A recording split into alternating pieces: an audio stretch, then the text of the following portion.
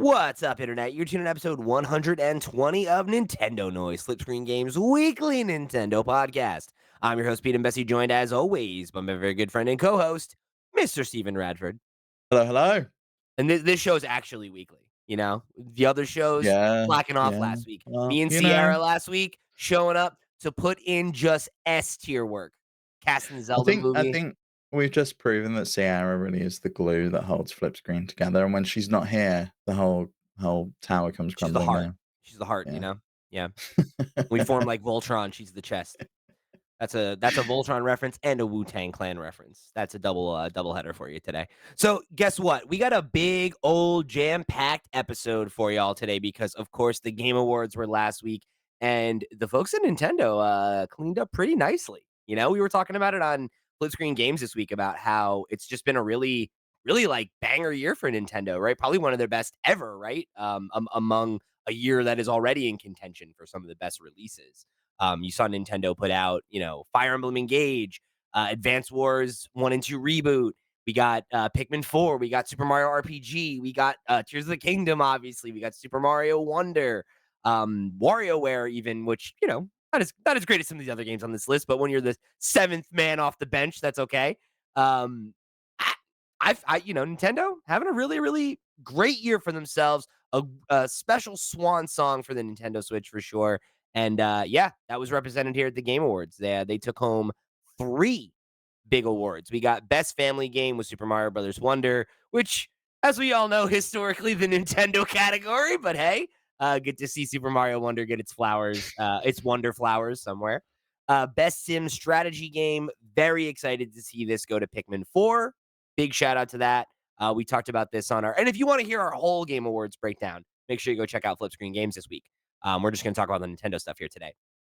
But really cool to see the crowd audibly react to Pikmin getting named as a nominee. And then when it won, people really erupted for it.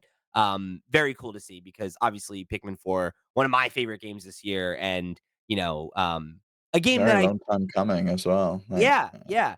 And I think a game that might have gotten a little more attention on a softer year. Not to say that it didn't. It sold really well and it certainly was critically received and became a fan favorite. But yeah, obviously, not able to compete on the major stage that so many other games didn't even make the cut for, right? So Yeah, I glad to mean, see it get some love here in its genre, right? Which is that's a great place for you to be as a niche game in a niche genre. and it was competing with 2 other Nintendo games along with 2 other games, so it was competing with City Skylines 2 and Company Heroes, but the Nintendo games it was competing with Fire Emblem Engage and Advance Wars 1 and 2 Reboot, That's so um, sick which is just crazy. for Yeah. that category, right? To see them have 3 out of 5 nominees is really cool. It's again, it just speaks to the depth of offerings they had this year, and I think, like, no matter what your taste is as a player, there was a big game, I think, that should connect with you on some level, right?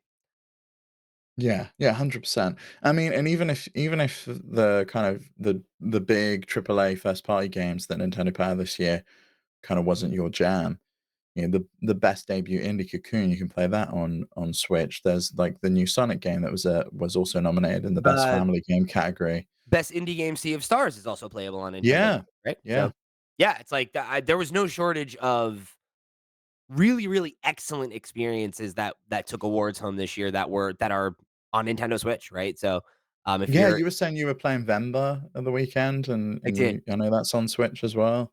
Oh my gosh, I really enjoyed Venba. Yeah, again, we broke down all of the other major categories over there. If you want to go hear us talk about that, but yeah, highly recommend Venba. I talked about it over there, so I won't reiterate my thoughts too much. But it's short and it is very impactful. I think it's well worth your time, and it's a game you can get through. And I think maybe about 2 hours, right, or something like that. But definitely one that you should, if you're like us and you're making your kind of top tens for the years and you want to maybe check on some of the games that you missed, I think Venba's really one you should pick up. Yeah, there was a lot there, and I was glad to see, Nintendo clean up in these 3 categories Number because one I think publisher. yeah, the number 1 publisher, I mean, Sony was the worst showing there. I think they didn't pick any up, did they? I mean, do they have They anything had nominated besides Spider-Man? Because they had Spider-Man was Gran Turismo 7. right. I guess The Last of Us, the adaptation was sort of them, but it's I really would count HBO. that as a win because it is like Sony, like it's part of PlayStation. It's obviously not a game win, which is what you want, but you know, I think when you're thinking about the fact that, more of these companies are kind of like now making their play for Hollywood and TV and movies and stuff. Um, yeah, I mean, The Last of Us was obviously a huge win, and like it actually had like Neil Druckmann and like folks from PlayStation heavily involved, Mhm. as creatives. So I would say that they deserve, credit for that win, but it's not the win that you're hoping for, right? Like you want Spider-Man to come away with, something, right? Best action adventure game or something like that. But yeah, unfortunately nominated in several categories, but it kind of had the same problem that I feel like Horizon Zero Dawn did the year it came out, where it's like, everything got kind of divvied up among like Zelda or Mario or, and it's just like, oh yeah, like it was nominated for plenty, but I don't think it took anything home that year either, right? And not to say that that's nothing against Spider-Man. It's a great game, but it's a really tough year, and being a very good game that flirts with greatness or a, just on the line great game in a year of, unmitigated bangers. I think Spider-Man should be happy that it got as many nominations as it did. I think that's the best it could have hoped for this year, unfortunately. And I say that as somebody who that is probably one of my top 3 games this year, right? But I think, I'm a Spider-Man guy, and it very much speaks to my taste, as a what I want out of an open world game. So, I recognize that I probably have a bias and a predilection towards it that, obviously the voting block didn't, right? And I think Spider-Man in general is an IP that is gonna have a little something going against it because it is a licensed thing. And, like, if you don't like superheroes or you don't like Spider-Man or you just want to give flowers to original IP, those are all reasons that I could see you being like, "Yeah, it's good, but, it's the Venom story." How many times have we heard that story, right? And it's like, regardless of what's different about it or whatever, it doesn't match up to Tears of the Kingdom, you know? Which is a very different game to Spider-Man in a lot of ways, but I think we both in our predictions, which you can hear over on the Flip Screen Games podcast, predicted that Tears of the Kingdom would win in the, action adventure category, and it did. I I don't think neither of us predicted Spider-Man would win anything either. No, which I was surprised about for you because I thought you would have probably thought it would have picked up in one of the categories. No. No, I I guess it think wasn't I think it's it's more of the narrative. same by the sounds of it. And that's the thing is I think that that is, like, so that feels dismissive to me. I think that it's not fair to say that it's just more of the same. But I think that is very much the narrative that it has. That narrative was decided before the game came out. And I think the things that But it it did was to with God of War innovate. Ragnarok as well, and that cleaned up last year at the Game Awards. So Yeah, I think there but is more of the same can be good enough in a quieter year, but when you're up yes, against something like Tears of the Kingdom, like Baldur's Gate 3, it's tough to it's shine not through. enough. It's just not enough. Yeah. And again, I think you have all those other things I said going against it, right? Like I think God of War is like that is a homegrown video game IP that we've all grown with and saw it mature in 2018. And this was the exciting follow up and conclusion of that story that we all loved. That was a Game of Mhm. Award winner back then. And it was an extremely emotionally resonant experience. And I think, regardless of the emotional beats that the Spider Man stories do well, they, I think, have a lesser than connotation. And I think some of that is fair, right? Because like they're lighter fare and they're not gonna be as heavy as what you'd get from a God of War, The Last of Us, or whatever. Um, and also I think there's a bias against it a little bit, right? And whether for better or for worse, right? Just I mean like the emotional resonance of the story is there's always gonna be a little bit of that. Well, it's another Spider-Man story versus, hey, this is God of War has reinvented itself, and it is now one of the all-time narratives in games, right? Like Spider-Man, I don't think is ever gonna achieve that, right? Because the things you need to do to make a Spider-Man story that resonant don't really play in a video game as well. So it's I think always gonna have that more Saturday morning cartoon kind of energy to it, and, you're not winning, Which like, which I think is fine. I mean, a there's game nothing wrong with that. It's yeah. just that when you're up against stuff that does hit those notes, I think it can struggle. Mhm. But what about the action adventure side of things, right? Because Tears of the Kingdom obviously won out there. So It is needed to. something about the exploration not as good, or the kind of adventure side of things not as good there? No, I think it's just Tears of the Kingdom is just more It's ambitious. just yeah. It's just like Tears of the Kingdom, like, we talked about it when it came out, right? Like, it's like that game is like it's once in a like, and it's not. Clearly, they did it twice, but, like, that game is just incredible, right? Like, I have said for years that I think, Breath of the Wild is probably one of the games I would point to as an example of, like, a perfect game, quote, unquote. Like, it's a real true 10 out of 10, right?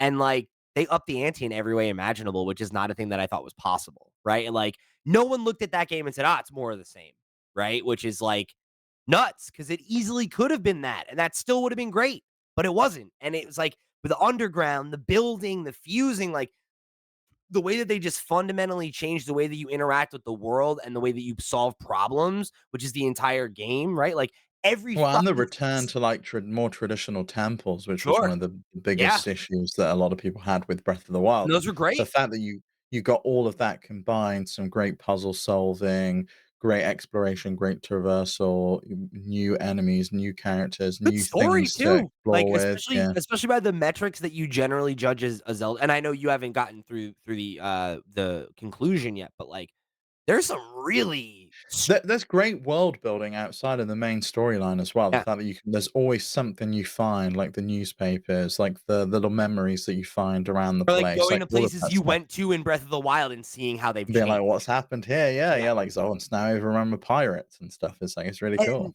there's not a single place where you think, "I wonder what's happened here," and there isn't something, right? Mhm. Like, everything there's a moment everywhere. Like, yeah, man, that game is just, eh, top to bottom. It's one of the best games I've ever played. It's one of my favorite games of all time. I know that that's not a novel, Oh, a real hot take there. right, but it's like it bears repeating, and I think it's easy to forget how special it is because it's blasé to say that it's special, right? It's one of those games where you're like, "Ah, yeah." It's like, we take it for granted how ambitious it was and how insane it is that it runs as well as it does on the Switch. Like, that game is a real achievement technically, and just across the board, right? Like, I think such an exceptional game. And when we were talking about the nominees, right, and we both predicted that Tears of the Kingdom would win, um, reading the definition of the category of, like, and maybe you want to pull it up so you can read it verbatim, but it's saying it's about, combat and puzzle solving. It's like that's Zelda, man. And it's like, as much as I really love the traversal of Spider-Man, right? For which, you brought up, um, like, the puzzles don't hold a candle to the puzzles in Tears of the Kingdom, right? Like, not even at all. To the point where you can go in the menu and turn them off if you want and skip them. That's the whole Oh, really? that's You can do yeah, that? yeah. And you can do that in all Insomniac games. You can do that in Ratchet& and Clank if you're like, "I don't wanna do these Clank Oh, no, missions." I You can loved the puzzle in Ratchet& and Clank. I wanted them to do, like, a game that was just those puzzle and, like areas with the, like, moving robot things.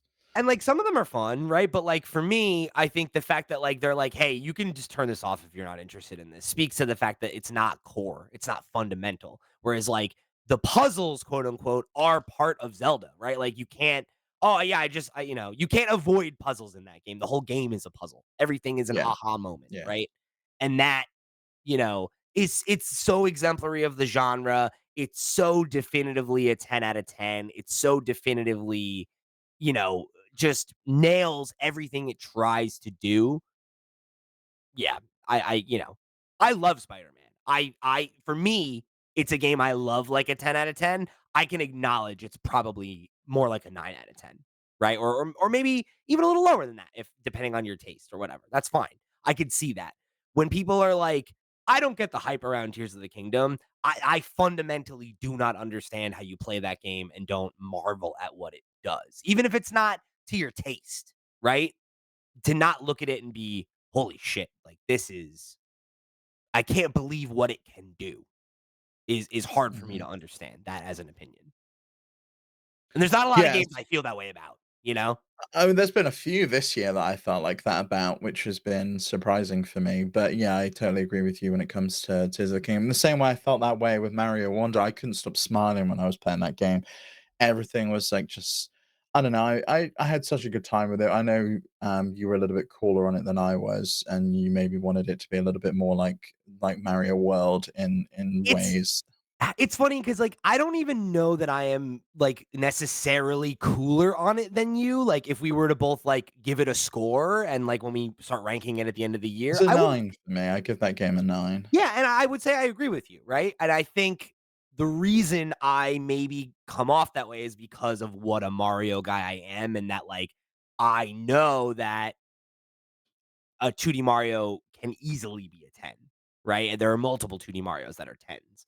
And I love that game, and I think it was the game that Mario needed right now. I think that there is just still there's that room for improvement, right? And I would have loved for as like perfect as the art and style and execution of that game is, or I'm sorry, the execution of those things, I should say.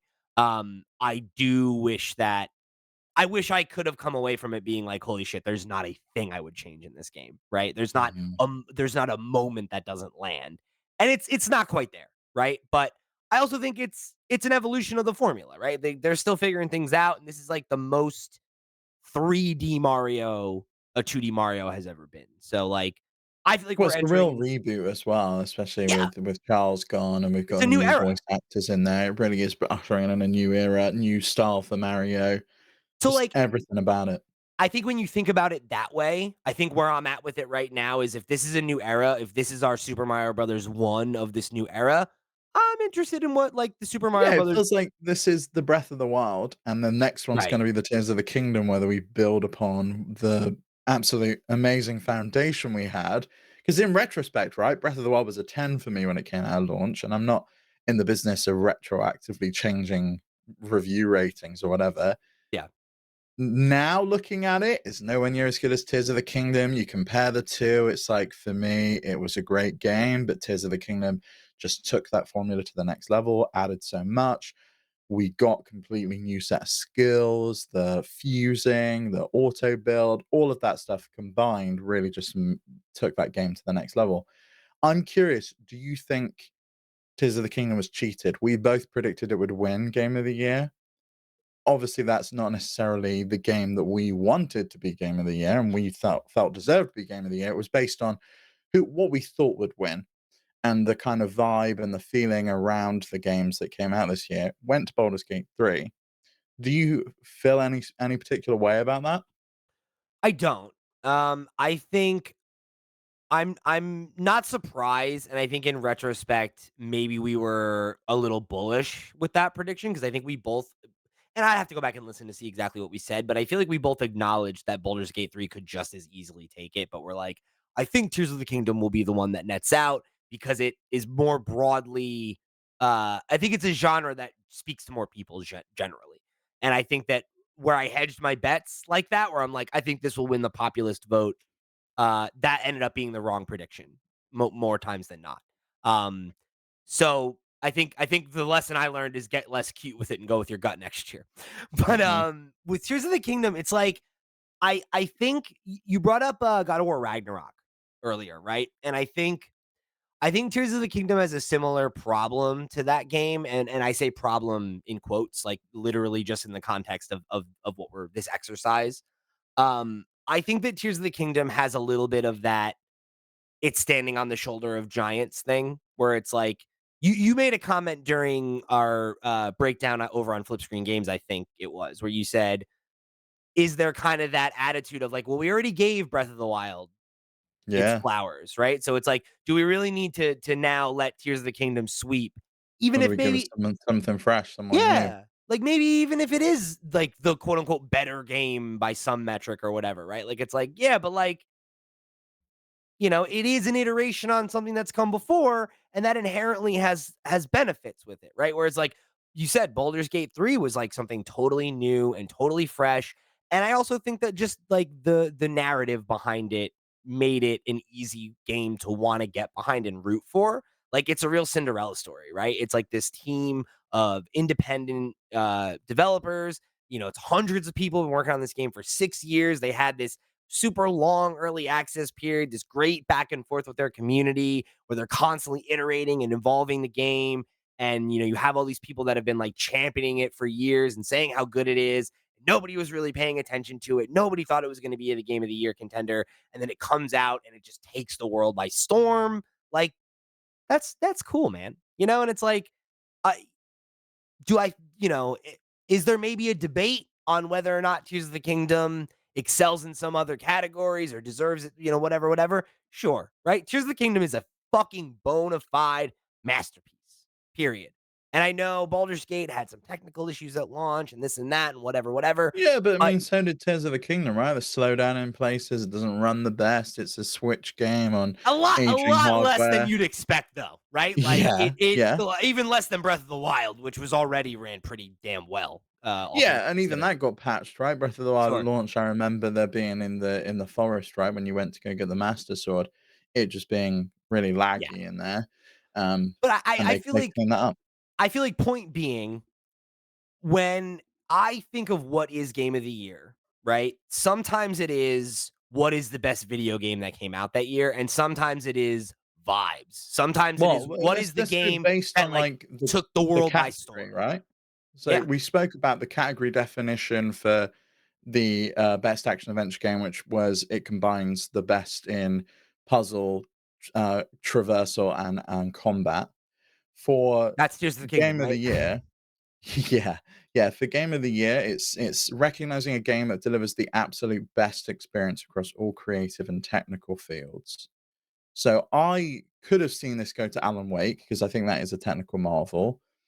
I don't think there was any chance it was going to Resident Evil 4 or Mario Wonder. I don't think I they wanna really just say could have I'm really it glad anywhere. to see that Resident Evil 4 took home no awards. No shade at that game, but, like, I did not wanna see a remake of one of the best games of all time by most people's standards coming Mhm. through and just winning awards that Winning should have again, gone yeah. to original games in a year where, man, like, come on, right? Like, the sheer volume of high quality stuff that came out this year where there are, like, games that are bona fide 80, 85s that, like, nobody played is, like, we don't need to be honoring Resident Evil 4. That's okay. No, I'm with you there, but I do think that, you know, when you compare Tears of the Kingdom and Baldur's Gate 3, they're close. I do think they're a lot closer than any of the other games in that category, but I do think Baldur's Gate 3 would have kind of pipped out Tears of the Kingdom for me as well, personally. But I know a lot of that's probably personal preference as well. I It's think hard to be objective. there's recency bias too, right? Which you really can't not factor in. That does play a role, right? Like obviously there are games that come out early in the year and they're so dominant that they stay in the public consciousness all year, like Breath of the Wild did, like Elden Ring did. That happens, but you know, I think being in May versus being like, yeah, Baldur's Gate has been like the wave the last like 6 months or whatever, right? 5 months, Mhm. whatever it's been. Since August, yeah. Yeah, like that it puts it fresh in your mind of like, yeah, like this really took the world by storm in a way that like we're still going to be talking about this game next year in a way that we won't be Tears of the Kingdom. And I think that that does speak to, you know, the longevity that Baldur's Gate has and will have. It's cast a long shadow. And not to say that Tears of the Kingdom doesn't or hasn't and that it isn't a game that we're going to celebrate and go back to and all those things, but um yeah, it's like there's something about being the next great game and a legacy of excellence versus, hey man, these fucking Larian guys have something to say, right? And they came out and this was their year. And like they're coming out party to the world as like we are now the RPG studio to watch, right? Everybody else is going to be trying to catch up to what we just laid the gauntlet down, right? This is the next pillar that you should be trying to come at is Baldur's Gate, you know, and Mhm. that's cool, you know? So I was glad to see them get it, you know? Um, they deserved it. Yeah, me too. Um, I guess, like, the other question is, was this their best year in comparison to, like I look at 2017, right? That for me is Nintendo's best year in recent memory. It was a Launch of the question that year. console. Yeah. 2 Game of the Year contenders, you Yeah, at know? the Game Awards, it was really a question of, does Tears of the Kingdom get it, or does Super Mario Odyssey get it? And that was the question at all of the award shows. It was like, that's the question at the BAFTAs, that's the question at the Golden Joysticks, that's the question at DICE. That and that was the question that was on everyone's mind. There wasn't even another game that really kind of came into consideration for a lot of people. I can't really even think what else came out that year other than Horizon. And I felt bad for Horizon because it was a great game, but it really got completely overshadowed by Breath of the Wild. It really did. So let me see, for Game of the Year, the other one was PUBG and Persona 5. Yeah, maybe I could have seen Persona 5 get it, but like, What? No, I mean, like, I love Persona 5, but it wasn't gonna win Game of the Year that year. But, like, holy shit, what a good year, huh? yeah. Wow, what a Man, year. PUBG just went as well. That's gone. No one plays that anymore. It's like, The mobile one is, like, still a thing in, like, China, I think, though. yeah. It still makes a lot Yeah, of money. what was that game that came out earlier this year that was meant to originally be set in the PUBG universe and was, like, published by the PUBG game that was like the Dead Space game?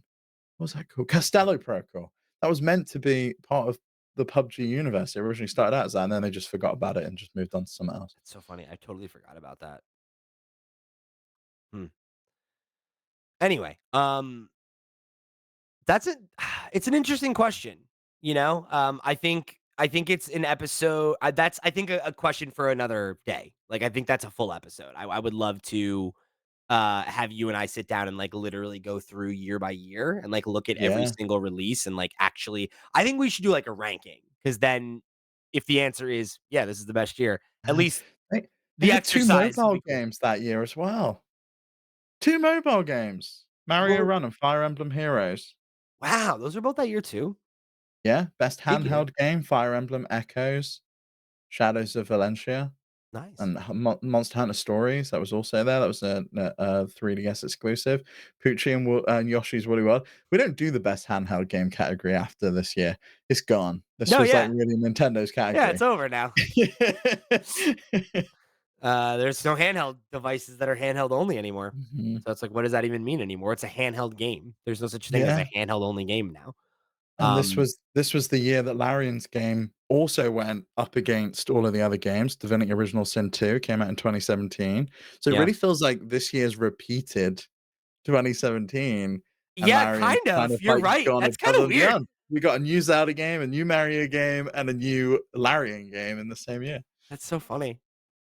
And Nintendo won at Best Strategy Game that year with Mario and Rabbids Kingdom Battle. And they won it again this year. Wow. Yeah, bizarre. The video game industry is a lot like Star Wars, Steve, in that it rhymes. Yes, you know what won Best Sports Racing Game that year? Forza.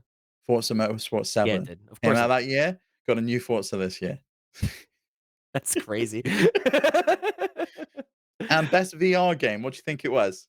In 2017 and what it It was was this Resident year? Evil 7. It was Resident Evil No! 7, it's Oh my Resident Evil god! Village this year. You're so right. This is weird. All right. At first it was cute. Now this is strange.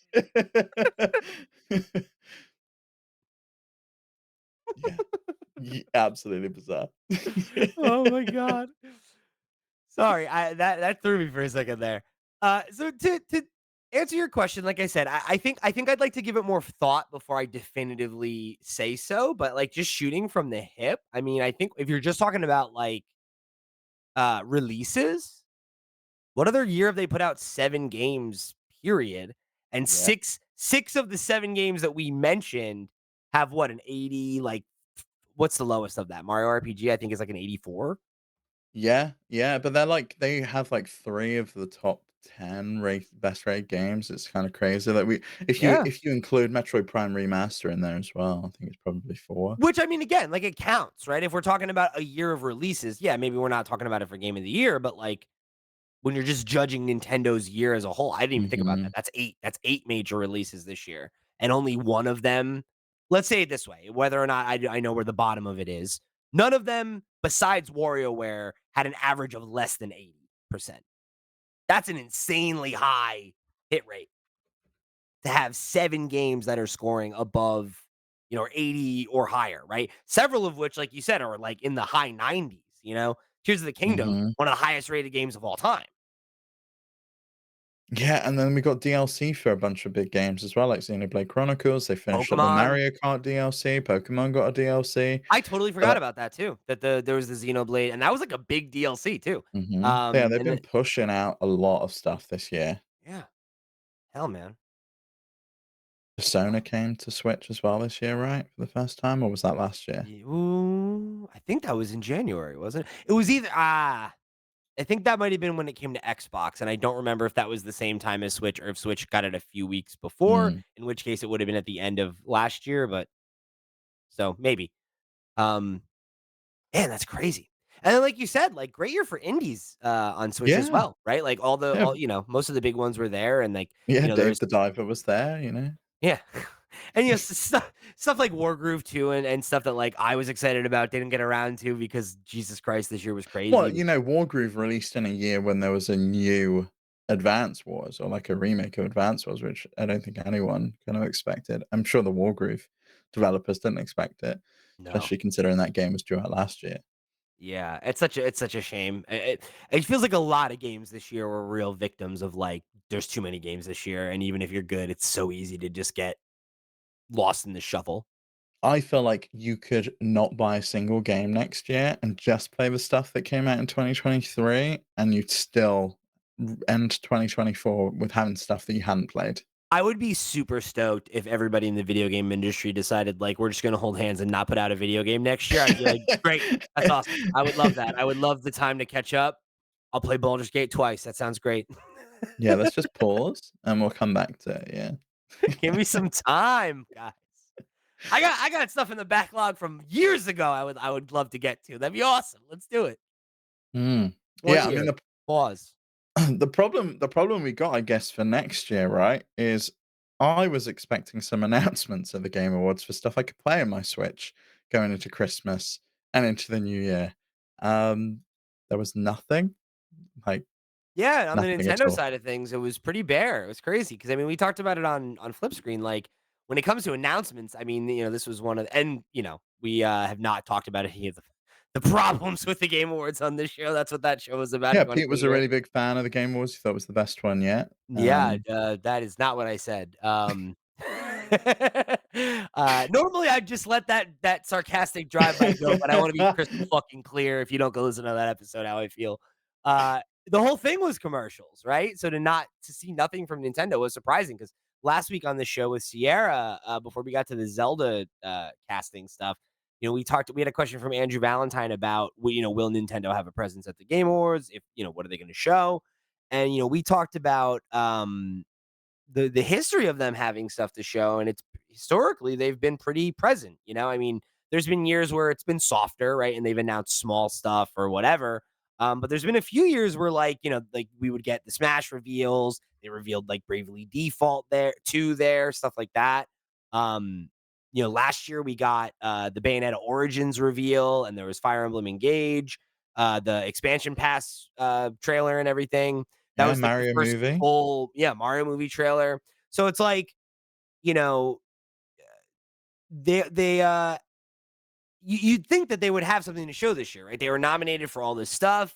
They had a hype trailer about Tears of the Kingdom being nominated. Like they were clearly um engaged and invested in the show in a way that they're not always that, actively like, hey, our game's nominated, go vote for it, right? Like go pick it up. It's game of the year nominated. Like I did expect something, and then Sierra and I talked about like maybe they do something else like the Mario trailer where it is like not a reveal, but kind of like the Donkey Kong section of the theme park, right, is supposed to unveil soon. And they've shown a digital walkthrough of it. There's been all this conversation. We're like, oh, Well, maybe, that was the only kind of thing they had there was like a bit of an ad presentation of like you could win a trip to yeah, Super Mario World, and that was it. Super Nintendo World. yeah.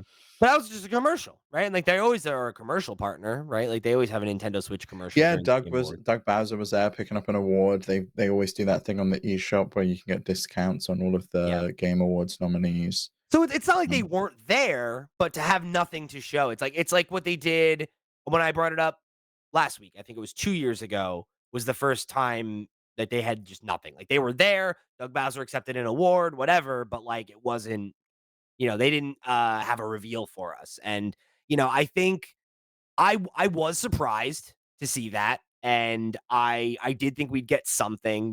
Sierra and I talked about maybe you could get DLC, maybe they could make mention of like Metroid Prime or something like that, which we'll talk about in a minute. Some Metroid Prime 4 rumors. Yeah, I mean, I think it speaks to where we're at in the life cycle of the Switch, man. I think more than ever, I'm confident that this is the swan song year, having all of this to show and not having a ton in the pipeline in terms of stuff we know is on the way, but we have a ton of stuff that is rumored, or we think is an active development, we've heard is an active development, or we know is being worked on, but we haven't seen it in a long time, or we don't know much about it. Like, I think they're just at the point where it's like they have very little to gain by showing their hand, and they probably are saving it all up for like a big Switch 2 reveal direct at some point where it is like, Yeah. hey, here's the next console. Here's a reminder of, Peach, and here's Metroid Prime 4, and here's, all these things that you're Do you waiting think for, it's and some new stuff. Do you think it's strange the approach they take to announcing their consoles though? It's a stark difference to Xbox and PlayStation, where we knew that the PS5 and the Series X were being worked on. They were actively open about it, and they said we're planning for it to come out next year, but we didn't really see it. And we knew that it was coming because they told us, but also all of these big games were coming out. It was like the end of the PS4's life cycle. Here's The Last of Us. It started the generation and it's ended the generation. Here's all these big games finally coming out. With Nintendo, it's like you're clearly working on something, but every single time it gets brought up, it's always like, no, we're not. We have no idea. And they did this the Why would same. you They even did this, suggest that we're it's working? like it's every single time. And I just don't understand it. Like, I get that you want people to buy your console, and maybe you don't want to cannibalize your holiday sales, but seriously, as most people had done their Christmas shopping by the time the Game Awards had I think come and gone. it's like just Nintendo. Here's the thing. Nintendo makes a lot of insane decisions, right? Like they do plenty that's baffling. But I don't think you can argue that Nintendo doesn't know how to craft moments and how to build hype around things by like presenting them with pomp and circumstance, right? And making things feel like an event. And I But then think there's times when they don't do that. Like, you're right. here's a video, and it's just a video on Twitter of the OLED Switch, and it's like, what? And I think that's a weird one for me, right? But I do think that there's a big difference between this is a new model of a console that you are already going to buy that, versus like this is our new console and this is going to get written about in the Wall Street Journal and the New York Times. And like this is going to be like, this will take the news day across the world, not the video game world. And not to say that Xbox and PlayStation like don't have that power. Obviously the PlayStation, has been a proper sales competitor or the number one, right? More times than not. Um, but I mean, the Nintendo devices have a mass market consciousness that PlayStation stuff doesn't, right? Like it's a joke, like, it's a meme, right? That like uh a parent that doesn't know anything about video games, oh, you're playing Nintendo, right? Like they know Nintendo, they know Mario. Those things are household names in a way that like maybe Kind of feel like PlayStation. PlayStation is, It yeah, is, especially in but the but it's UK. but it is different though, you know? Like you're right, but it's not the same. Like there is Mhm. a ubiquity to Nintendo that I don't think exists for PlayStation in the mass market, right? And like I do think like when the PlayStation 5 gets announced and that's like, hey, like it's coming and blah blah blah, and here's the reveal, like it does get that same treatment and that same level of uh attention from the mass audience, but it's like if Nintendo came out of the Game Awards and they were like, "Hey, guess what? We're gonna reveal the Nintendo Switch 2 to you next year." That moment that I'm talking about happens now and not when the device gets revealed. And it'll happen Yeah, but I again, think they could have but I kind of thought we would have got something, and I was kind of like on the fence of do they do what Xbox did? Do we see the console? But we hadn't even heard about it. They Sierra keep brought that denying up, it. and I think that made sense to me when she brought it up and where it's like the thing with the Switch is like if you did reveal the Switch 2 at the Game Awards, it would work because you have that baked in audience that's watching it live who's like, "Oh my god, it's here." And they start talking about it immediately and it would still get the same level like every press outlet and everything would write about it Mhm. and even people that don't even know what the Game Awards is would be like, "Okay, the Switch 2 got revealed. Cool." Like that trailer would get cut out and put on their YouTube channel, and it would get viewed billions of times, and it wouldn't even matter that it got showed at the Game Awards, right? It would almost be irrelevant. But I think that Nintendo just like doesn't want to do that. You know, it's like they don't want to share. It's why they do Nintendo Directs. They don't want to share the Yeah, spotlight. I also think they've been shying away from Jeff stuff as well, right? They weren't at Summer Game Fest. They weren't at E3, which died anyway. But maybe I they have mean, realized we don't need to be part of these things because they had a direct like a week after Jeff's I thing. think It it's was just like, we're not really part of that. We just do our own thing. I think it's just that they realize that they don't need those things broadly and that like they will use them when it makes sense to use them, right? Like Mhm. the E3 that they didn't show up at, right? The last one that they didn't have a major presence at. They said that the reason they weren't there was they had nothing to show, right? And I think that that's their mentality. It's like, hey, if Which I was bullshit this year. That's what they said this year. And no, and look at all the games that they but then it's showed. but it's at this time. Yeah. Right? It's like and that is really important. And like, people love to talk shit about marketing beats and everything, but it's like that is the name of the game, man. And if you don't market your game well, it won't sell. And Oh, like yeah, yeah, no, look at I Advance completely Wars 1 agree and with 2. you. That game was great and it got killed by the fact that it got pushed and then it didn't have the same marketing heat behind it because they had spent all their marketing dollars for the original date and they didn't promote the second date as well and that game came out and underperformed and that sucks. But it is what it is, Mhm. and it doesn't matter that it was a good game and that it was critically received well, right? But Um, the "we have nothing to show at this time" was it's not that they didn't have games because they 100% did, it's just that they didn't wanna show them with Jeff at that specific presentation. They wanted to do their own thing, which I get is your point you're making, but well, and I think it's not even my point necessarily is that they always say that they don't have something when we right. always know that they do.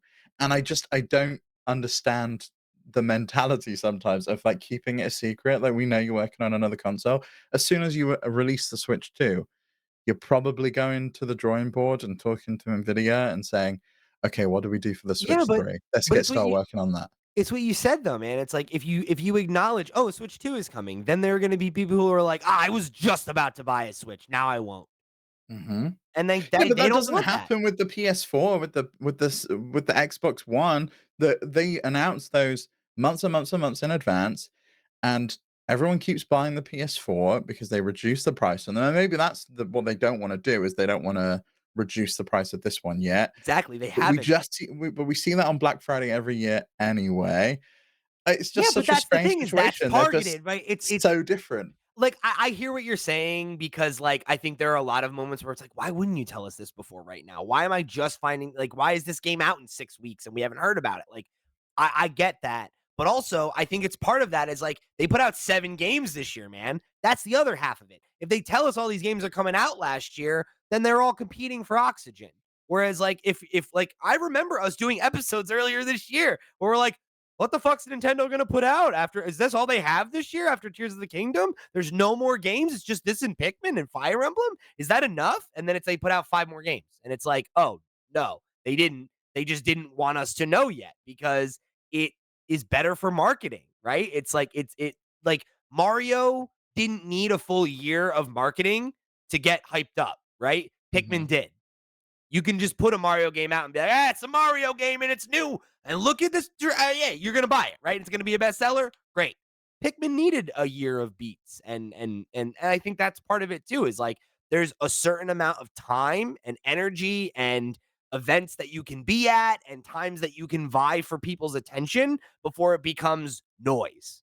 And I think that's Well, then it's you become the game that everyone's waiting for, right? Like Metroid Prime 4 had become.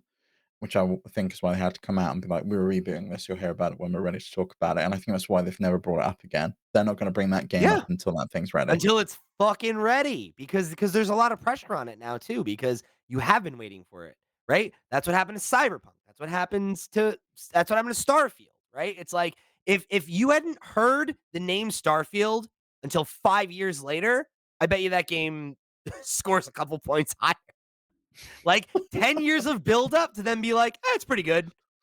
It leaves a taste in people's mouths, better for better or worse, right? Like it is what it is. But like, you know, it's a fine line between showing too much of a game and showing not enough of it. And I think, when there are only so many opportunities to have a direct or be at an event like Summer Games Fest or whatever, right? Like you got to play your cards carefully and like you don't want to uh overplay and like spoil a game's moment before, it's actually time, right? And like that's a real problem. And you see it happen all the time where games get shown too much and then everybody's like they get this is to borrow a term from the world of wrestling. You get go away heat where it's like I fucking seen enough of you. I'm done with you, right?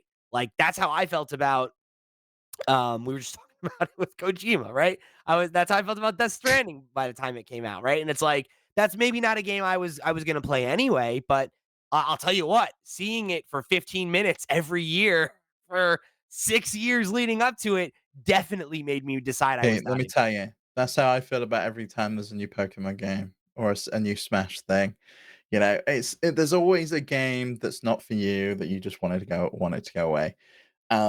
So but you what but you I don't can totally want is relate. for it to be a game that could be for you and you get sick of it to the point where you're like, "Fuck off." Yeah, yeah, And yeah.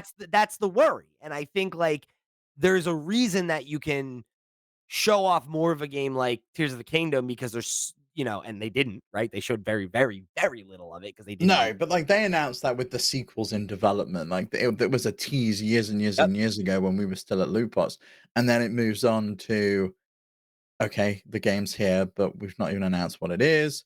Here's the title, but we can't air that live in the UK because the Queen's just died. And then we and then we actually finally find out what the game is like a few weeks before its And then release even date. when we started playing it, we didn't actually totally know what it was because we didn't Yeah. nobody knew about the underground until there were reviews out about it, and everybody was like, "This is a spoiler. Don't read this part." It's like, Mario Wonder was a weird one though. Gets announced in June, a couple of weeks after Summer Games Fest, and they're like, "We'll show you more of this later on." And then we get like a month or two later, we find out what the game is, and then full it's direct. here. Like it's right here. Very strange way of That's all it marketing needed. that. That's all it Yeah. needed, though. It's like Fallout 4 was like that, right? Like the reveal to release pipeline, super short because people have been waiting for it for years. You don't need to hype it up. There's nothing to be gained from talking about it too much, you know? Mhm. But there are certain games where it's like, you gotta sell people on it, right? Or it's so fucking far away that it's like, drip feed me information over time and keep it top of mind, right? Weirdest announcement of recent memory though is the Charles Martinet stepping down thing, and the fact that they didn't even have a video ready, and they were just like, "Yeah, he's It going," was and so weird. it's like, "Has he been fired? Like, what's going on?" And it's like, "No, no, no, no, no, there's gonna be a video with him and Miyamoto, and it's all okay, don't worry, it's like, it's coming." And it was just like, why did you just not wait till you had the video to announce that, like, in a week's time? It's I just think it's bizarre. probably to get ahead of the fact that they were afraid people would notice in the Mario Wonder promotion stuff, but, like, I feel like you coulda just made the video, but maybe it was an issue of getting them in the same space because they live in different countries. Charles is obviously constantly traveling the world, and he lives in the Netherlands, and, Miyamoto's in Japan, so, you know, like, I don't say this, to defend the decision, it's that as somebody who works in production and had no intention of missing 2 shows last week, and we missed 2 shows last week, shit happens, right? But Like did anyone notice prior to the announcement? Like, I would imagine his voice was not in the trailers, the original ones that we saw. And not one Yeah, person picked up and went, "That's not Charles. Like, what's going on? There's a new yeah, Mario voice." yeah, I don't know. It's tough. It's tough. Also, they're an international company, which I think makes it a lot harder, like, Mhm. with making decisions because it's like, we're judging decisions that are made through the lens of not even the, like, arm of the company that's necessarily always making the decisions, right? So it's like, that's a whole other thing that it's just like I don't know I don't know what the standards for marketing are in Japan, right? So it's like, I don't know. It I know, I just imagine everything's like Takeshi's Castle, that's in my mind, that's what everything's like, it's great. All right. Well, we're gonna move on and talk about a rumor about one Metroid Prime in just a second here. But before we do that, let me remind you that this episode of Nintendo Noise is brought to you by our Patreon producers for the month of December. They are, of course, Arnold J. Rimmer, Christopher Valens, Earth Visitor, Gabriel Hasselmeyer, aka Sobi, Snackago, Steve Stompy, Ty the Dude, and Wakahula. Thank you all so much for your support over on patreon.com/flipscreengames. You're all the reals to the real, and we greatly appreciate your support of this and all of our sister shows. If you want to go and show your support just like they did, guess what? Head over to flipscreen.games and you will find links to all the places we are all over the web. You can find our Discord. You can and keep the conversation rolling between episodes. You can find links to our email address where you can write in for the question block.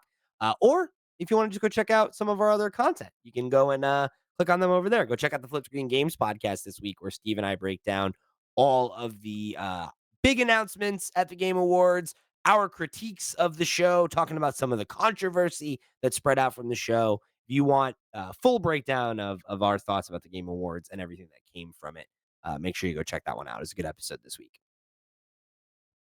Okay, we're back, Steve. Hello. Metroid Prime 4. It's time. It's time for a rumor. You ready for me? It's time for Prime, yeah, I'm ready. It's time for Pride's prime time, baby.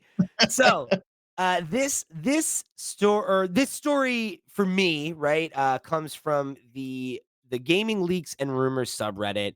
It is it's a heard through the grapevine kind of thing. So great assault with us, but trying to climb 0118 over on the gaming leaks and rumors subreddit posted that the leaker slash insider, whatever you want to call those kind of folks that leak information, Papagenos.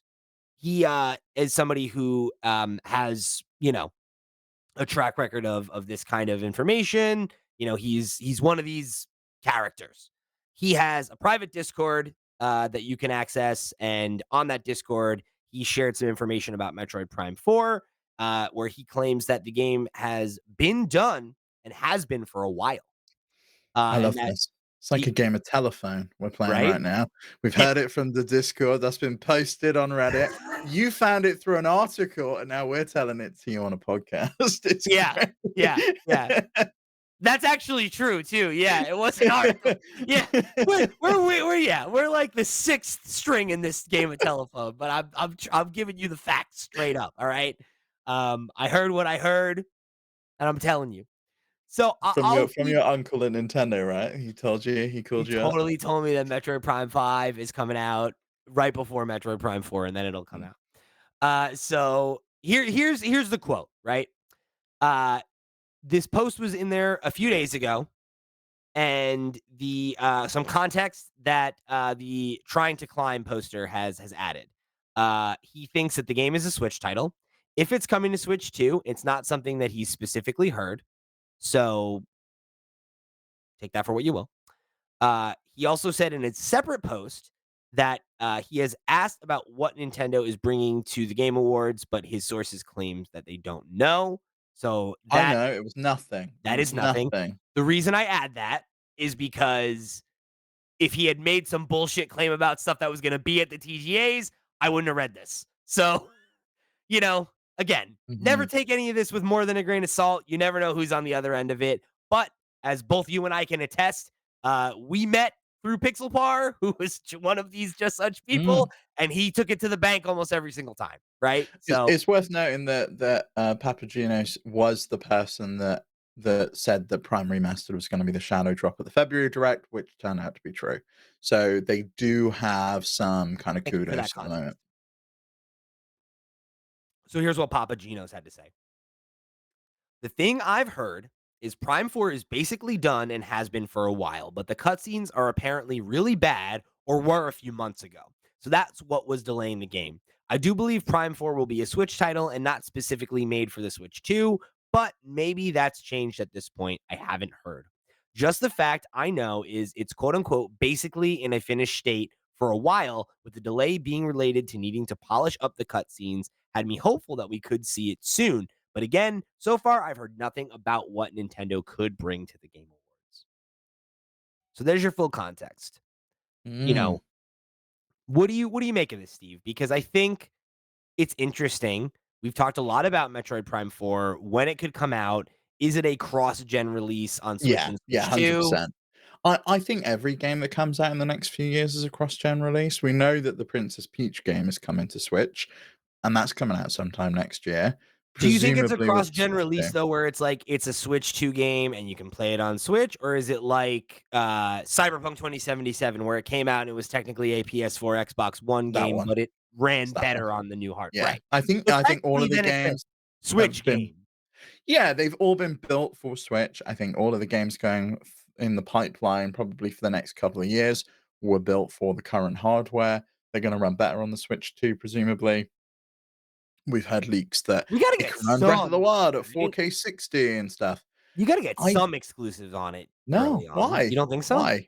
No, like we barely got any for PlayStation and Xbox. I can't imagine Nintendo's leaving behind a massive install base of like 130 million Year consoles. 1 though, there were exclusives, right? Xbox, take it out, I guess, right? Because that's a whole There was different. like 1, 2 exclusives, that was it? 1? I mean, within the first 6 months, you have, Demon Souls and Ratchet& and Clank. Yeah. I mean, but I think those were destined to be launched, like, exclusives. I That's what don't I'm think saying. Ratchet& and Clank You could don't have think that played. there's a game like Mario Kart, for example, right? We talked about Mario Kart Yeah, X. but that's not due for till 2025 rumored. Maybe that I could see that being a Switch 2 exclusive, and that's what forces you into purchasing it, but nothing in that launch window of, like, 6 months. I don't think there's any exclusives I there. I can't think it's imagine gonna that be there's a not a it runs exclusive better. game on the launch of the console. Because then it's like, what's the how do you tell people you have to get this? What's the deal? It runs at double the frame rate and, like, triple the resolution, and your games Yeah, look better, they play better. It was enough for me and you to go out and buy you're right, a for sure. PS5 and a Series X. But think about how many people that we were always, like, dunking on who were like, "Well, why would anyone buy this? There's no games on it." Like, People still say that now. It's, like, yeah, insane, you and know? they It's sell like out, right, at any given yeah, opportunity, so, yeah, maybe you're right. Maybe you're onto something. people went and bought the Switch OLED because the screen itself was enough of an upgrade. I think add in the extra performance and God knows what else they've got going on, that is enough for them to for people to go and buy it. Metroid Prime 4 has been being worked on for so long at this point, since like 2017, and it's had like a reboot in like 2019 that it's got to be a Switch title. I don't think you can make this game just exclusive for Switch 2. I think people will be very upset. Yeah, I know, I think you're right. I wouldn't think that it's exclusive. Um, I think this is cross-gen. I'm thinking that there will be a exclusive game on Switch 2 at launch. I don't know what that is, but No, me neither. like, Because like we've heard rumors that there's a 3D Mario in development, active development, that's within 1 to 2 years away. I wouldn't be surprised if Switch 2 comes out and Metroid Prime 4 is one of the quote unquote "launch titles," but obviously that's still on Switch. But maybe there is the successor to Super Mario Odyssey, right? The next proper 3D Mario game, and that's the thing where they're like, "Hey, like, if you do want like, hey, your old Switch is still great and there's still games coming out on it. You can enjoy yeah. Metroid Prime 4 this year. But if you do want to play the new Mario game, then you got to get the new Switch." Like, I could see it. I really think that it muddles the messaging. They've really got to figure out how to nail that down, how you market that, how do you market this as a Switch title versus a Switch I think you do it 2 the same way title you or market the difference between a PS4 and a PS5 title, right? It's if it's a yeah, Switch game, it's in a Switch box, and if it's a yeah, Switch well, 2, PlayStation's always got it right. They went from 1 to 2 to 3 to 4 to 5. It was easy. yeah. Nintendo's never got it right. Oh, The new Nintendo 3DS had exclusive games. Yeah, it was like only 3, but even that messaging was confusing that I only played on the new Nintendo 3DS and I wanna, terrible fucking name. just bizarre. Don't name Absolutely awful. anything new. I hate when people use the name new in a title because it's like it's all it's It's not gonna be new eventually, guys. It's not the new 3DS. It came Yeah, out if I buy it used, it's a used new Nintendo new 3DS, 3DS. yeah. God damn it. Like, why? Stop. Yeah, so I It's could see worth them bungling exactly the one messaging. time, and it was all new X-Men, okay? Let's stop. Let's stop doing it, okay? Let's Was it all new though? Like, It it's really was. weird. Once it was all new, but then after that it wasn't. Then it's not anymore. Right. So we move on. Then it just becomes X-Men again? Well, it's just that book's over, you know? Oh, okay. There's Okay. multiple, you got Uncanny X-Men, you got, this doesn't matter. You throw another word on there. Okay, And not yeah. new, not new. Stop. Do you think we get Metroid Prime 4 before we get 2 and 3? I don't know. I hope no. That seems Well, we dumb. got Pikmin 4 before we got 2 and 3. It Yeah? went Pikmin 1, Pikmin 4, Pikmin 2 and 3. No, you're right. I mean, I don't know, I guess it depends on when that game comes out, because like, I don't think they're putting out 2 and 3, like, in quick succession, but, like, maybe You you don't think do. they're doing that with, like, they did that with Pikmin, came, like, on the same Yeah, but then why wouldn't you have cartridge, done right? that with 1? Right? Like, 1 'Cause came out. 1 was the remake, and they put it in a new engine, and then the You don't think rumor was I think they're that gonna do that with 2 and 3. I I think they're hope gonna. so. The rumor was that that's not happening, and it was just gonna be we're up-resing the Oh, for real? graphics and it's emulating it. Yeah. Oh, shit, okay. I don't think I realized that. That would be a shame. I think Yeah, it'd be a real shame. that would be a missed opportunity from them. Yeah, We'll it would be see. a massive shame. I don't know, so what do you think? You think we get this thing next year? Yeah, I think so. I think it's been long enough. I think this is the launch title for the Switch 2. I think, yes, it's a cross-gen title, but you can use this to show why you want to switch to, which is look how much better this runs and look how much better this looks on the Switch 2. Runs great on the Switch, but you want to play this at 60 frames per second, then you need to play it on the Switch 2. And that's the reason why you buy this console. So you can play your game that you've been anticipating for 5 years. You can now finally play it. It's finally here. Go ahead. And then I think Mario Kart X comes in 2025. Maybe that gets pushed to 2026, and that becomes the big title that drives a lot of people to the Switch 2. Maybe we get a new Smash. Maybe we get a new Animal Crossing. There's all sorts of things they can do to bring people to a new system. We just revive the franchises that people love. You make a new Pokemon. You make that exclusive. It probably still looks like crap, but people will still buy it, and maybe it'll run a little bit better. The extra horsepower can really punch through the frame rate, you know? Man can dream. Mm. Maybe they finally take that game away from Game Freak and give it to another studio. Maybe it's time. You know, Game Freak's working on games for other companies now, right? So Yeah, maybe it's time. that would yeah, I mean, you wanna hear any complaints from me? All right. Well, we'll wrap it up there for the day. Thank you guys for joining us here on another episode of Nintendo Noise. Remember, if you want to write in with your thoughts or questions on anything we discussed on this or any other episode of Nintendo Noise or anything under the Nintendo related sun, you can hit us up in a bevy of ways, all of which you can find over at flipscreen.games. Head over to the website, go and click on some stuff, send us an email, join the Discord, check out our sister shows, however you choose to get involved. We thank you for tuning in to another episode of Nintendo Noise. For the crew, I've been Pete. He's been Steve. We'll see you next week.